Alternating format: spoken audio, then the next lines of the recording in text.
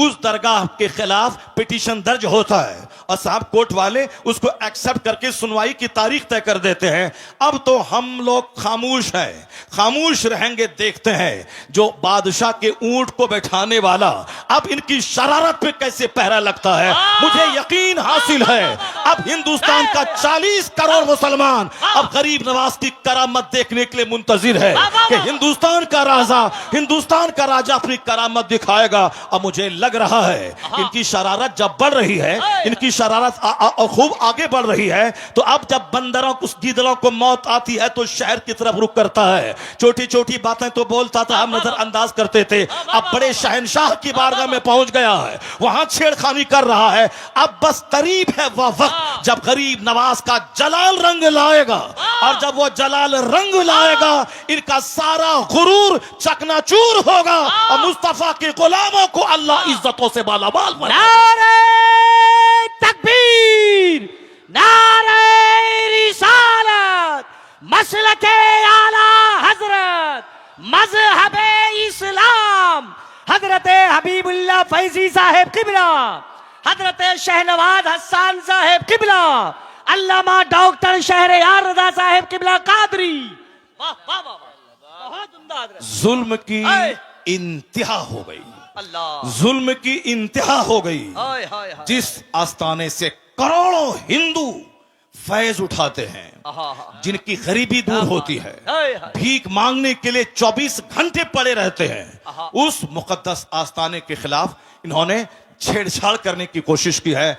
अभी भी वक्त है कि जाके बाबा की बारगाह में चले जाओ, अपना पिटीशन कोर्ट से वापस ले लो और बाबा की चौखट पे जाके बोलो, बाबा क्षमा कर दीजिए, हमसे गलती हो गई। वरना याद रखना, जो अना सागर को एक कूजे में ला सकते हैं, याद रखना, जो बादशाह के ऊंट को बिठा सकते हैं, तो फिर जब वो जलाल में आ गए तो हुकूमत का सत्यानाश हो जाएगा। फिर वही होगा जो सारी दुनिया देखने का मुंतजिर है। नारे तकबीर। के बंगले पर मैं थूक देता हूं, पेशाब कर दूंगा, मगर मैं ईमान का सौदा नहीं करूंगा। बेशक, सुभान अल्लाह। जो दौलत अल्लाह ने आपको दी है, आपने कोई मेहनत नहीं की उसके लिए, ना बहुत ज्यादा आप मदरसे में टाइम दिया, ना 2-4-10 आलिमों के साथ आप बैठे रहे, न किसी क्रिश्चियनों के पोप के पास आप गए, न किसी यहूदी के रिब्बी के पास आप बैठकर आपने डिबेट किया, न किसी हिंदुओं के पंडित के पास जाके आपने डिस्कशन किया कि कौन सा मजहब अच्छा है, कौन सा मजहब खराब है। नहीं, आपको अल्लाह ने सिर्फ अपने फजल से ईमान की दौलत दी। बेशक, सुभान अल्लाह। इसलिए कि आप मोमिन घर में पैदा हुए हैं, इसलिए आप मुसलमान हैं। जब इतनी बड़ी दौलत, जिस दौलत से महरूम है दुनिया के अमेजॉन कंपनी के मालिक, जिस दौलत से महरूम है टाटा बिरला कंपनी के मालिक, जिस दौलत से महरूम है दुनिया की बड़ी बड़ी सल्तनतों के सरबराहान, जिससे महरूम है, वह ईमान की दौलत अल्लाह ने आपको अता की है। तो इसी नेमत के शुक्राने में दिन गुजर जाएंगे, कभी गरीबी का आप रोना नहीं रोएंगे, कभी मुफलिसी का रोना नहीं रोएंगे। एक बंदा डीएम बना, 5 लाख महीना कमाया, 60 साल के बाद रिटायर किया, मौत का इंतजार किया, मरा, कब्र में जाके सड़ गया। 35 साल तक पढ़ा लिखा, मेहनत किया, 35 साल उन्होंने नौकरी की, क्या मिला? मरने के बाद जहां गया वहां एक ऐसी जिंदगी जो इसका कोई अंत नहीं हो, जिसकी कोई सीमा नहीं है। दुनिया में तो 100 साल के अंदर ही मर जाना है, मरने के बाद जहां अरबों खरबों साल रहना है, वहां की जिंदगी के लिए इस डीएम ने क्या किया? अब वहां ये आग में जलेंगे, ना इसका इल्म बचाएगा, ना इसकी डिग्री बचाएगी, ना इसकी मुलाजमत बचाएगी, ना इसके कमाए हुए करोड़ों रुपए बचाएंगे। अक्लमंद वो है जो दुनिया में फूस के घर में रहा हो, मिट्टी के घर में रहा हो, मगर ईमान बचा के दुनिया से चला गया हो, तो अब वह महासंख्यों बरस की जन्नत में इज्जत के साथ रहे। महासंख्यों साल, जहां महासंख भी एक महदूद गिनती है, महाला महदूद, जहां मौत ही नहीं है। इसलिए अल्लाह ने वह दौलत आपको दी जो दौलत अमेरिका के सदर को नहीं दी है। तो उसका शुक्राना ये नहीं है कि शिकायत की पोटली लेके बैठा जाए कि हम गरीब हैं, हमको नौकरी नहीं मिली, हम जलील हैं, हमको मकान पुख्ते का नहीं मिला। इस नेमत पे जब आप गौर करेंगे तो हर वक्त आपकी पेशानी झुकी रहेगी और आप एक दुआ हमेशा रब से करते रहेंगे, इलाही मैंने कोई मेहनत नहीं की मुसलमान बनने के लिए, मेरा कोई एहसान तुझ पर नहीं है कि तूने मुझको मुसलमान बनाया है, तूने अपने फजल से मुझको मोमिन बनाया है। तो हर वक्त वह मोमिन यही दुआ करेगा, इलाही जब एक एहसान इतना तूने किया है तो एक एहसान और कर देना कि हालत ईमान में मौत देकर जन्नतुल फिरदौस अता कर वाह देना। वाह वाह वाह वाह, सुभान अल्लाह। क्योंकि बेशुमार लोग ऐसे हैं जो मरने से पहले पहले मुशरिक हो गए, मरने से पहले पहले काफिर हो गए। बहुत सारी बेटियां मुसलमानों की हैं जिसको जन्नत की तालीम नहीं दी गई, आखिरत की तालीम नहीं दी गई, कब्र में हजारों साल रहना है उसकी बात नहीं बताई गई, कयामत के दिन एक दिन 50,000 साल के बराबर होगा यह बात बाप ने नहीं बताया। बाप ने सिर्फ ये बताया कि इंजीनियर बनना है, डॉक्टर बनना है, कमाना है, घर बनाना है और खाना पीना है। तो अब अच्छी लाइफ गुजारने के लिए कोई मुशरिक उसे ऑफर दिया कि मेरे पास 5 लाख रुपए माहाना की आमदनी है, अगर तुमने मुझसे शादी कर ली तो तुम रानी बन के रहोगी। तो ये उस मुशरिक के साथ ईमान का सौदा करके भाग गई, उसी के साथ शादी करके रह गई। अब वो जब जवानी के बाद बुढ़ापे की उम्र में पहुंची, उसके बाद मौत ने दस्तक दिया। तो लज्जत कितने दिन तक उन्होंने हासिल की? 10 साल 20 साल। अब मरने के बाद जहां गई है वहां का एक दिन 50,000 साल के बराबर। अब ये बताएं कि 2 4 10 20 साल एक सेकंड है अल्लाह के नजदीक। इसकी लज्जत हासिल करने के लिए ईमान का सौदा कर दिया, उन्होंने कुफ्र कबूल कर लिया। अब वह खरबों साल की आग में जलने के लिए वहां चली गई। अकलमंद है वह बाप जो बच्चों को डॉक्टर ना बनाए मगर जन्नती बना दे, जो अपने बच्चों को इंजीनियर न बनाए जन्नती बना दे, जो अपने घर में डॉक्टर इंजीनियर का चर्चा न करके आलिमे दीन का चर्चा करे, कुरान हदीस का चर्चा करे। वह औरत धन्य है जो नहीं बनी इंजीनियर मगर वह चूल्हे में खाना बनाती रही, अपना ईमान बचाती रही, बहारे शरीयत पढ़ती रही, कुरान पाक की तिलावत की, माह रमजान में 20 रकअत सूरह तरावी वह पढ़ती रही। वो औरत ईमान बचा के चली गई। खरबों कमाने वाली बैरिस्टर से यह बेहतर है कि कनीज़े फातिमा बनकर फातिमा ज़हरा के साथ जन्नत चली गई। वह कौन सा इल्म है जो इल्म आदमी की इज्जत को तार-तार कर दे? वह कौन सा इल्म है जो आदमी को कुफ्र के करीब पहुंचा दे? वह कोई इल्म है जो आदमी को जानवर बना दे? आज मदरसा आवाज दे रहा है कि डॉक्टर की सूरत में दरिंदा कलकत्ता के आरजी मेडिकल कॉलेज का प्रिंसिपल जो अपने घर के तहखाने में खूबसूरत औरतों के साथ बलात्कार करने का रैकेट चलाता था, जिसके कॉलेज में एमडी करने वाली खातून की आबरू गैर महफूज रही और जिसको अपनी आबरू बचाने के चक्कर में जान से हाथ धोना पड़ा। ये कोई डाइटन सिमिलिया का कसिया का कोई जाहिल नहीं था, वो कोई विलेजर, कोई देहाती, कोई फार्मर नहीं था, पढ़ा लिखा आदमी था। पढ़ा लिखा आदमी इस कदर गिर जाएगा ये किसी ने सोचा ना होगा। आपने देखा होगा मुजफ्फरपुर के शेल्टर होम में वह नेताओं का किस तरह कनेक्शन वहां पली जाने वाली औरतों के साथ था। लोग कहते हैं कि वह डॉक्टर की सूरत में जानवर, वह डॉक्टर की सूरत में दरिंदा। एक गांव का देहाती अपने चचेरे भाई के पास किशनगंज गया, डॉक्टर के पास, कहा आप मेरी बीवी का इलाज करें। डॉक्टर बोलता है कि तुम्हारी बीवी दर्द ज़ह में मुब्तला है, बच्चा भी मरेगा या नहीं जच्चा मर जाएगी, इसलिए तुम्हें 1 घंटे के अंतर सिजरिंग करना पड़ेगा। वो कहता है मैं बीमार हूं, मैं गरीब हूं, मैं मजदूर हूं, कहां से मैं 50,000 रुपए ला के दूं? ये डॉक्टर दिमाग में बहुत बड़ा सपना पाल करके किशनगंज आया है कि मैं MBBS हूं, अपने बच्चों को FRCS बनाना है, अब मुझे 2 एकड़ जमीन में शानदार घर बनाना है, मुझे फॉर्च्यूनर खरीदनी है। अब इतना पैसा, ऐसा नहीं कि डॉक्टर बनने के बाद रुपया का एक पेड़ अपने क्लिनिक में कोई लगा दे और रोजाना जाए 2 घंटा बैठे और पैसा तोड़ के झोला भर के शाम में घर ले जाए। नहीं, उसे तो मरीजों को देखना होगा, मरीजों की फीस से ही कमाना होगा। तो इतनी कमाई कहां से आएगी कि फॉर्च्यूनर का की किस्त अदा करे, वह 2.5 एकड़ जमीन का की किस्त अदा करे? अब वह इंसानियत का लिबादा छोड़कर झूठ का लिबास पहनता है, हैवानियत का कपड़ा पहनकर झूठ बोलता है कि तेरी बीवी 1 घंटे के अंदर में मर जाएगी, इसको सिजरिंग करवाना पड़ेगा। अब वह बेचारा छोटा सा घर बेचकर डॉक्टर को 50,000 रुपए देता है और वह डॉक्टर एक गरीब औरत की सिजरिंग करके उसको कई सारी औलादों से महरूम कर देता है। लोग कहते हैं ये डॉक्टर है मगर इंसान नहीं है। इंसान वो है जो इंसानियत जिसके अंदर हो, वह दूसरों का दर्द महसूस करे, करे, मतलब डॉक्टर है मगर इंसान नहीं है। मोरबी का इंजीनियर कई 100 आदमी की जान ले लिया, उन्होंने एनओसी दिया, नो ऑब्जेक्शन, ये ब्रिज को खोल दिया जाए आम पब्लिक के लिए। ब्रिज गिरा, कितने 100 पब्लिक की जान चली गई। लोग कहते हैं वो इंजीनियर नहीं, वो कसाई है जिसने इतने लोगों की जान ले लिया। चीफ मिनिस्टर झारखंड का जो गरीबों की प्रॉपर्टी कोयला है उसके घोटाले में पकड़ा गया, कई साल तक जेल रहा। लोग कहते हैं यह चीफ मिनिस्टर नहीं बल्कि गरीबों का हत्यारा है।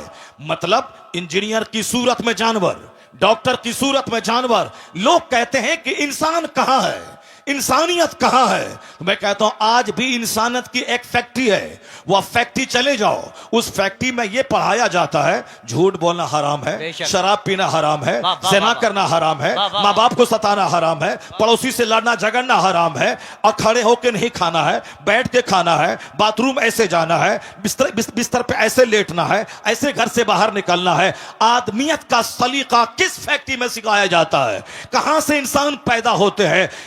इस जमीन पर एक दरसगाह है जहां अव्वल दिन से लेकर आखिरी दिन तक, यानी उर्दू की पहली किताब से लेकर बुखारी शरीफ तक यही पढ़ाया जाता है। यह लीगल है या इल्लीगल है, यह राइट है ये रॉन्ग है, यह जायज है ये नाजायज है, यह सही है ये गलत है, यह हराम है ये हलाल है, यह करना है ये नहीं करना है, यह हार्मफुल है ये यूजफुल है, यह हानिकारक है ये लाभदायक है। यानी वो आदमियत की शिक्षा जिस दरसगाह में दी जाती है उसी का नाम है मदरसा। अब जब यह फैक्ट्री जवान थी, जहां फैक्ट्री जवान थी, फैक्ट्री का प्रोडक्शन था, खलीफा हारून रशीद का बच्चा मदरसे में पढ़ता था, औरंगजेब जैसे हिंदुस्तान के बादशाह मदरसे में पढ़ते थे। उस वक्त में अमीर गरीब सब चाहता था मैं इंसान बनाने वाली फैक्ट्री में पढ़ूं और वहां से कुतुब बन के निकलूं, अब्दाल बन के निकलूं, आदमी बन के निकलूं। जब तक यह फैक्ट्री जवान थी, प्रोडक्शन ज्यादा हो रहा था, तो समाज कुतुब से भरा था, अब्दाल से भरा था, नेकों से भरा था, शरीफों से भरा था। लेकिन जब से इस फैक्ट्री को गवर्नमेंट ने आतंकवादी का अड्डा कहा और जब से हमारे पैसे वालों ने अपने बच्चों को पढ़ाना छोड़ दिया, जब यह फैक्ट्री बंद हो जाएगी या बंद नहीं होगी, पैदावार कम हो जाएगी, तो समाज में शरीफ कहां से मिलेंगे, वली कहां से मिलेंगे, कुतुब अब्दाल कहां से मिलेंगे?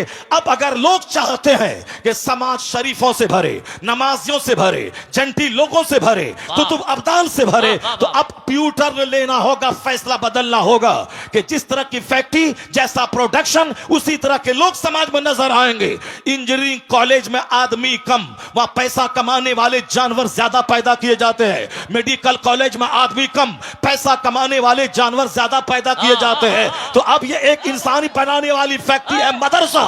इस फैक्ट्री को जिंदा करें। जब ये मदरसा जिंदा होगा, पैदावार बढ़ेगी, तो शरीरों की तादाद घटेगी, शरीफों की तादाद में इजाफा होता चला। नारे तकबीर, नारे रिसालत, मजहबे इस्लाम, जश्ने दस्तार बंदी, अल्लामा डॉक्टर शहरयार रजा साहब किबला। बहुत उम्दा, वाह वाह वाह वाह। मदरसा, वाह वाह वाह। मदरसा ने ही सारी दुनिया को बताया है कि इल्म क्या चीज है। मदरसा ने ही सारी दुनिया को बताया है कि रिसर्च क्या है। मदरसा ने बताया है कंटेम्पलेशन क्या है। मदरसे ने बताया है शोध क्या है। मदरसे ने बताया है चिंतन क्या है। हमारे बच्चे भी गौर से सुने मेरी बात। जो दूसरे लोग मुखालिफ मजहब के मानने वाले, अगर उस तक मेरी बात पहुंच जाए, वह भी मेरी बात को गौर से सुन ले। अगर मदरसा आतंकवादी का अड्डा है तो कभी किसी दिन किसी एक जासूस को मदरसा भेज दो और मदरसा भेजने के बाद हर क्लास में उसको बैठा दो और ये रिपोर्ट देने के लिए बोलो कि क्या मौलाना साहब ने अपनी दरसगाह में बच्चों को मारने और काटने की बात सिखाई है या शराफत की बात सिखाई है, ह्यूमैनिटी की बात सिखाई है। मैं दावे से कहता हूं किसी भी दरसगाह में बैठ जाओगे, फारसी की पहली से लेकर बुखारी शरीफ तक हर जगहों पे अमन की बात, पीस की बात, मोहब्बत की बात, मुरफ़्फ़त की बात, अखलाक की बात, अपने गांव समाज की इस्लाह की बात, माँ बाप के एहतराम की बात, पड़ोसी की इज्जत की बात, मुसीबतें सह के दूसरों की मुसीबतों का जवाब मुसीबत से न देने की बात, यानी अखलाके मोहम्मदी की तालीम मदरसे में दी जाती है। उसका फैसला इसीलिए है कि वह दूर से मदरसे को आतंकवादी का अड्डा समझता है। अपनी निगाहों में दुश्मनी का चश्मा लगाकर मदरसे के खिलाफ बयान देता है।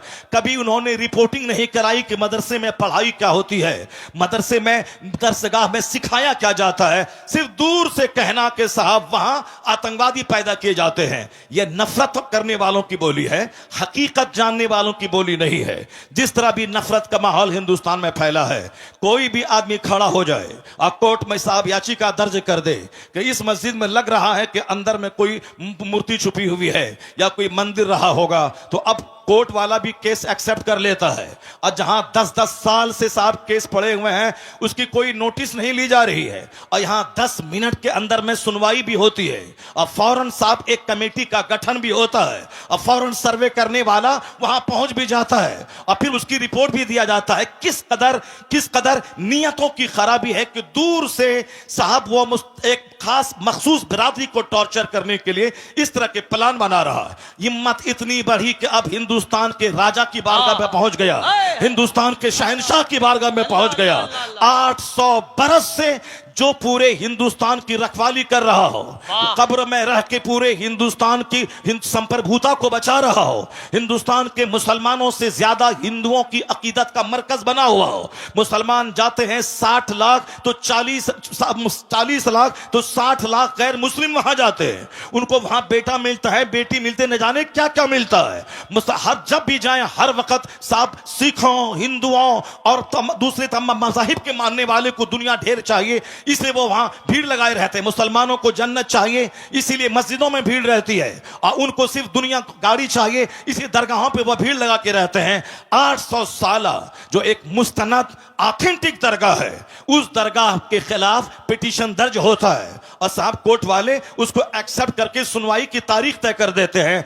अब तो हम लोग खामोश हैं, खामोश रहेंगे, देखते हैं जो बादशाह के ऊंट को बैठाने वाला अब इनकी शरारत पे कैसे पहरा लगता है। मुझे यकीन हासिल है अब हिंदुस्तान का 40 करोड़ मुसलमान अब गरीब नवाज की करामत देखने के लिए मुंतजिर है कि हिंदुस्तान का राजा अपनी करामत दिखाएगा। अब मुझे लग रहा है इनकी शरारत जब बढ़ रही है, इनकी शरारत खूब आगे बढ़ रही है, तो अब जब बंदरों को, गीदड़ों को मौत आती है तो शहर की तरफ रुख करता है। छोटी छोटी बातें तो बोलता था, हम नजरअंदाज करते थे, अब बड़े शहंशाह की बारगाह में पहुंच गया है, वहां छेड़खानी कर रहा है। अब बस करीब है वह वक्त जब गरीब नवाज का जलाल रंग लाएगा, और जब वो जलाल रंग लाएगा इनका सारा गुरूर चकनाचूर होगा, और मुस्तफा के गुलामों को अल्लाह इज्जतों से मालामाल बनाएगा। नारे तकबीर, नारे रिसालत, मसलके आला हजरत, मजहबे इस्लाम, हजरत हबीबुल्लाह फैजी साहेब किबला, हजरत शहनवाज हसन साहेब किबला, अल्लामा डॉक्टर शहरयार रजा साहेब किबला कादरी। वाह वाह वाह, बहुत उम्दा हजरत। जुल्म की इंतहा हो गई, अल्लाह, जुल्म की इंतहा हो गई। हाय हाय हाय, जिस आस्थाने से करोड़ों हिंदू फैज उठाते हैं, जिनकी गरीबी दूर होती है, भीख मांगने के लिए 24 घंटे पड़े रहते हैं, उस मुकद्दस आस्थाने के खिलाफ इन्होंने छेड़छाड़ करने की कोशिश की है। अभी भी वक्त है कि जाके बाबा की बारगाह में चले जाओ, अपना पिटीशन कोर्ट से वापस ले लो, और बाबा की चौखट पे जाके बोलो, बाबा क्षमा कर दीजिए, हमसे गलती हो गई। वरना याद रखना, जो अना सागर को एक कूजे में ला सकते हैं, याद रखना, जो बादशाह के ऊंट को बैठा सकते हैं, तो फिर जब वो जलाल में आ गए तो हुकूमत का सत्यानाश हो जाएगा। फिर वही होगा जो सारी दुनिया देखने का मुंतजिर है। नारे तकबीर, नारे रिसालत, ख्वाजा का हिंदुस्तान, फैजाने गरीब नवाज। एक कौम मुस्लिम, आपको कानून हाथ में नहीं लेना है, आपको सड़क पे आकर के बहुत बड़ा प्रोटेस्ट नहीं करना है। यह मामला शहनशाह हिंदुस्तान का मामला है, अब मामला उनकी कोर्ट में पहुंच चुका है। बस हम लोग वही करें जो सरकार दो जहां के दादा अब्दुल मुत्तलिब, जब अबरहा जो हाथियों का फौज लेके खाने काबा को ढाने आ रहा था, अब्दुल मुत्तलिब ने क्या कहा था कि हर शख्स अपने घर की हिफाजत करता है, ए अल्लाह ये तेरा घर है, तू अपने घर की हिफाजत कर। इतना कह के पहाड़ पर चले गए और फिर वो देखने लगे, देखें रब्बे करीम अपने घर की हिफाजत कैसे करता है। सारी दुनिया जान रही है कि अलम तरा कैफ फअल रब्बुका बि अस्हाबिल फील, क्या उसके साथ सलूक हुआ। अब रहा जलील होके मरा, उसके सारे हाथी मरे, एक छोटा सा कंकड़ पत्थर उसके गुरूर को तोड़ के रख दिया, सारे धाराशायी हो गए। हम तो यही देखते हुए आ रहे हैं 1400 साल के अंदर। अल्लाह रब्बुल इज्जत बहुत बेनियाज है, अल्लाह रब्बुल इज्जत बेनियाज है, कोई भी जालिमों का जुल्म उसको थका नहीं सकता। और किसी भी इबादत करने वाली की इबादत की वजह से अल्लाह रब्बुल इज्जत की शान में कोई इजाफा नहीं हो सकता। अल्लाह उस सिफाते कमालिया का जामा है कि जिसके आगे किसी सिफत का कोई तस्वुर ही नहीं है। अल्लाह रब्बुल इज्जत के पास सारी कुव्वतें, सारी ताकतें मौजूद है। हम इबादत करते हैं, हम उसका बेनिफिट मुझको मिलता है। अगर कोई कुफ्र करता है उसका नुकसान वो उठाता है। अल्लाह सिर्फ देखना चाहता है कि मेरा कौन बंदा है जो इस जमीन को अदल से भरता है और कौन है जो इस जमीन को जुल्म से भरता है। जो ईमान लाएगा, अच्छा काम करेगा, उसे यहां सेहत देंगे, इज्जत देंगे, हुकूमत देंगे, मरने के बाद जन्नत देंगे। जो कुफ्र करेगा, शरारत करेगा, जुल्म करेगा, अत्याचार करेगा, दूसरों को जीने नहीं देगा, सताएगा, समाज को पाप से भर देगा, उसके लिए आग तो वहां है, यहां उसका जीना तंग कर देंगे, यहां उसके घरों को कैद खाना बना देंगे, यहां उसको जलील और रुस्वा कर देंगे। नहीं देखा तुमने आज से 5 साल पहले चाइना के लोग कहते थे कौन सी नमाज है, कैसी नमाज है। जापान के लोग कहते थे कौन सी मस्जिद है, कैसा मदरसा है। हिंदुस्तान के भी चंद सर फिरे कहते थे यह कौन सी मस्जिद, कौन सा मदरसा, अजान बंद कर देंगे, मदरसा बंद कर देंगे। अमेरिका भी कहता था यह कौन सा इस्लाम है, हर तरफ इस्लाम का चर्चा हो रहा है, हर तरफ इस्लाम इस्लाम लोग कर रहे हैं, नहीं बढ़ने देंगे इसे। अब मुसलमान परेशान हाल थे, मुसलमान हाथ उठा के रब्बे करीम की बारगाह में दुआ कर रहे थे। तो हमारे जुलू, हमारा प्रोटेस्ट काम नहीं आया, मगर हमारी वो भीगी पलकों की दुआएं वो काम आई कि जो काम पूरी दुनिया को हिला के रख दिया। अल्लाह रब्बुल इज्जत ने दूसरी फौज को नहीं भेजा, एक छोटा सा कोरोना का कीड़ा भेज दिया। उस कीड़े ने चाइना को तबाह किया, अमेरिका के शहर को उसको उड़ानों को मिटा दिया, सारे एयरपोर्ट्स में ताले लगवा दिए, दुनिया के अरबों इंसान को उनके घर को जेल उसके लिए बना दिया गया। यहां तक कि जो मिटाने की बात कर रहा था वह क्वारंटाइन की बात करने लगा, वह सोशल डिस्टेंसिंग की बात करने लगा, वह वैक्सीन की बात करने लगा। मिटाने का सपना देखने वाला उनका शहर उजड़ गया, उनकी फैक्ट्रीज उजड़ गई, करोड़ों लोग मौत के मुंह में चले गए। इसलिए एक कौम मुस्लिम, तेरा रब्बे कदीर बड़ा अजीज है, बड़ा गालिब है, वह कुव्वत का मालिक है, वह तमाम इख्तियारात उसके पास मौजूद है। तुमको सिर्फ करना है मस्जिदों को आबाद करना है, अपनी पेशानियों में सजदों का शौक बसाना है। तू मोमिन बन जा, तू मोहम्मदी बन जा, अल्लाह तुझे इस जमीन का हाकिम बनाएगा, यहां की सल्तनत तुझको देगा। और जो इस्लाम के खिलाफ बोलेगा उसको एक मामूली सा कीड़ा भेजकर उसका सारा गुरूर तोड़ देगा। जैसे अल्लाह ने तोड़ के बता दिया कि बंदे तुम्हारे चाहने से सब कुछ नहीं होता है, वही होता है जो मंजूरी खुदा होता है। अल्लाह ने दुनिया के सारे लोगों की औकात याद दिला दी, लोगों के होश ठिकाने लग गए। अल्लाह वही है जो नमरूद को सल्तनत देना जानता है, और जब सल्तनत का गलत इस्तेमाल करे तो अल्लाह मामूली मच्छर से हिलाक और तबाह बर्बाद करना भी जानता है।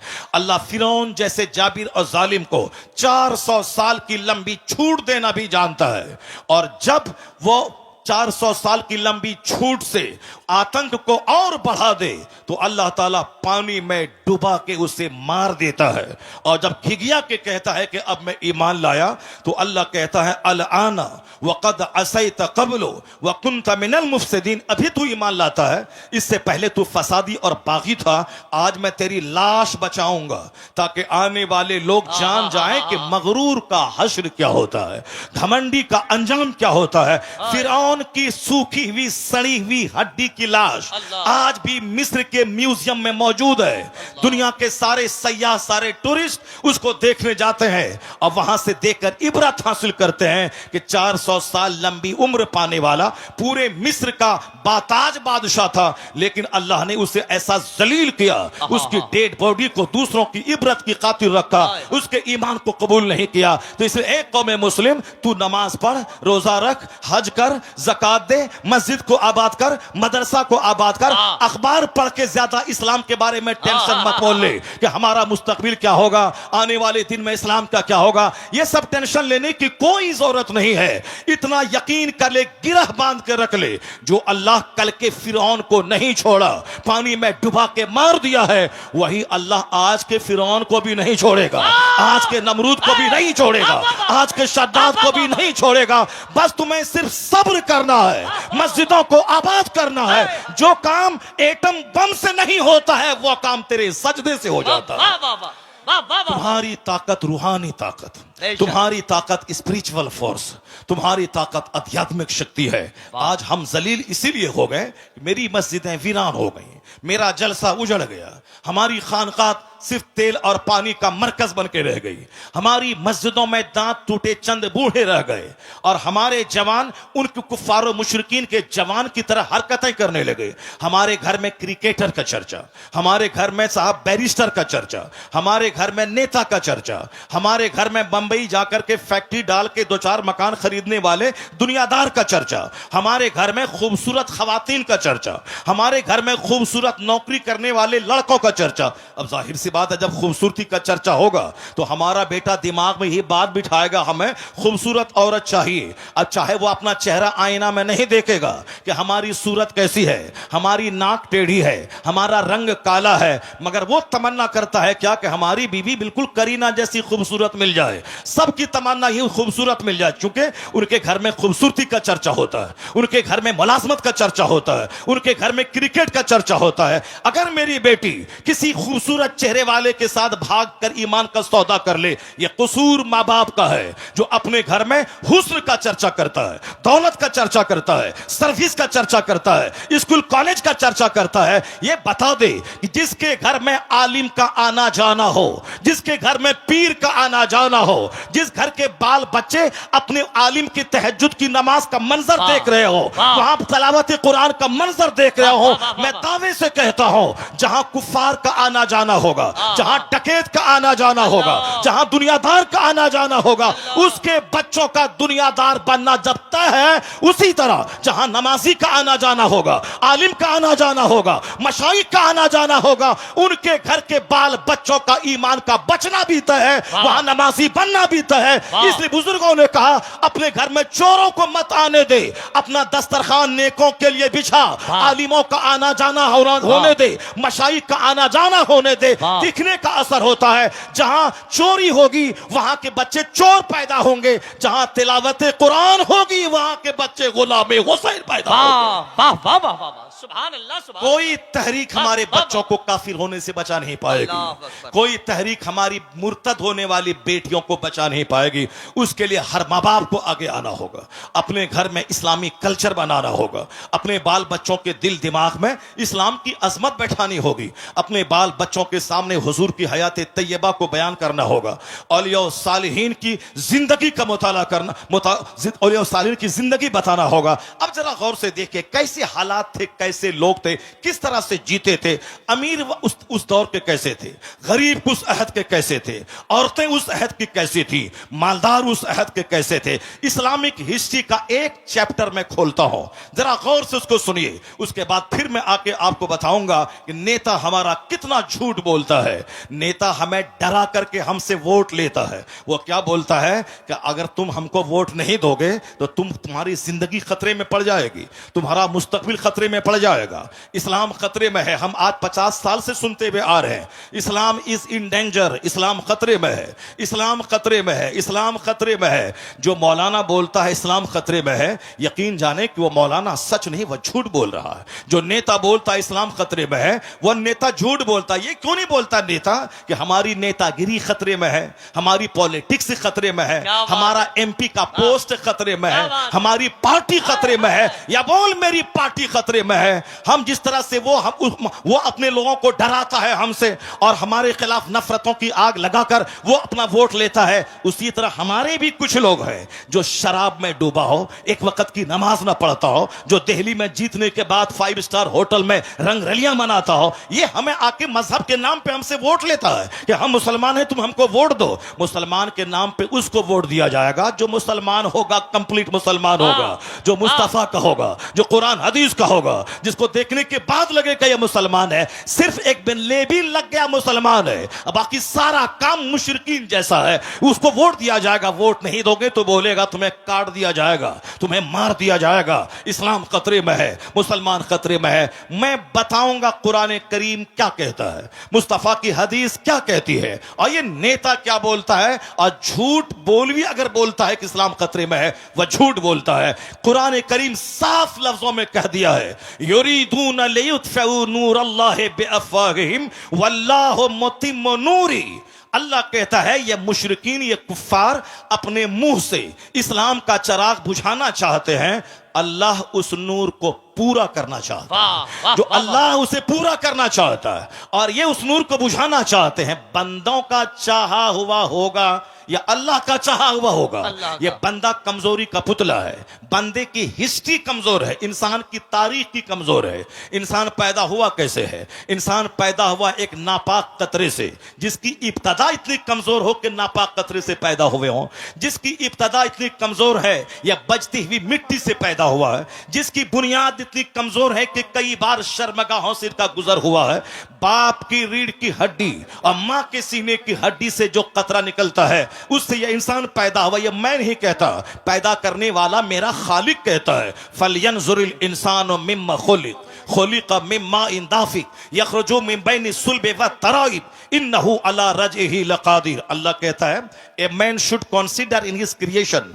आदमी को अपनी पैदाइश पे गौर करना चाहिए कि वह पैदा हुआ कैसे है।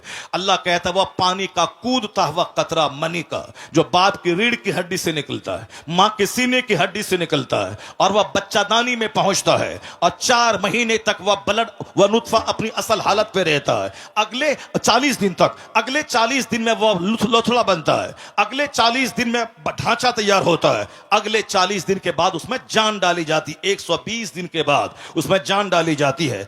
अब 40 दिन का एक पीरियड गुजरता है, पहले लोथड़ा, उसके बाद ढांचा, फिर उसके बाद उसमें जान डाली जाती है। जान डाले जाने से पहले अगर ईमानदार नेक परहेजगार मुसलमान डॉक्टर बोले अगर यह हामिला रही, हमल से रही तो इसकी जान को खतरा है, तो नेक मुत्तकी परहेजगार डॉक्टर की बात मानकर इस काते हमल एबॉर्शन हो सकता है। लेकिन अगर जान डाल दी गई फिर किसी की बात नहीं मानी जाएगी। 4 महीने के बाद कोई एबॉर्शन अगर करता है वह उस बच्चे का कातिल और मर्डरर ठहरता है। तो एक नापाक कतरे से ये इंसान पैदा हुआ है। अब पैदा होता किस रास्ते से है वह सबको मालूम है, और वह नुतफा जाता किस रास्ते से है वह सबको मालूम है।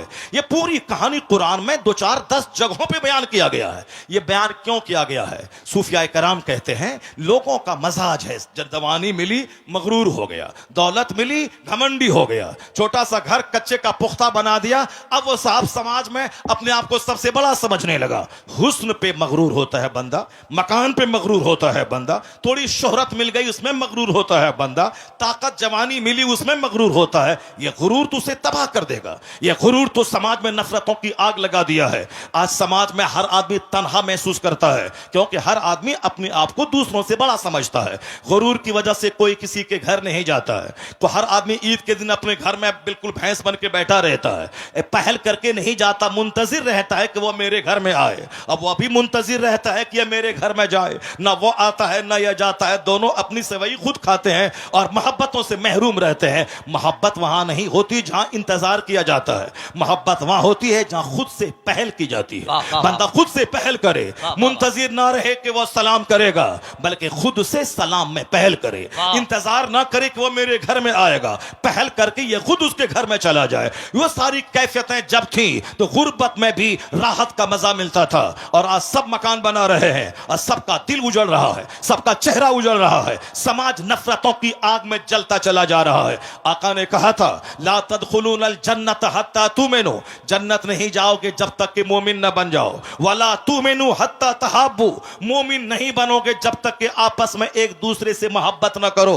मोहब्बत करना मोमिन बने रहने के लिए जरूरी है। अपने पड़ोसी से मोहब्बत जरूरी है ईमान बचाने के लिए, अपने रिश्तेदारों से सिले रहमी जरूरी है ईमान बचाने के लिए, अपने गांव के गरीब